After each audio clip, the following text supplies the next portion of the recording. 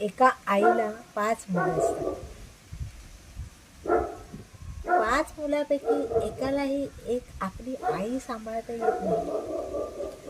प्रत्येक मुलगा म्हणतो माझ्याकडे 2 महिने राहू दे. दुसरा म्हणतो माझ्याकडे 2 महिने नको, माझी जागा लहान आहे, मला 1च महिना चालेल. तिसरा म्हणतो माझ्याकडे तर 1 रूम किचनच आहे, माझ्याकडे नको. तर एक आई 5 मुलापैकी कुठल्याच मुलाला सांभाळता येत नाही. शेवटी आईला मुलं म्हणतात आई तू गावीच राहा. आई पण बिचारी हो म्हणते, जसं तुम्ही म्हणाल ते मला मान्य आहे. फोन केल्यावर ते आई तुला काय हवं आहे का असं विचारल्यावर आई म्हणते नाही, सगळं काही बरोबर आहे.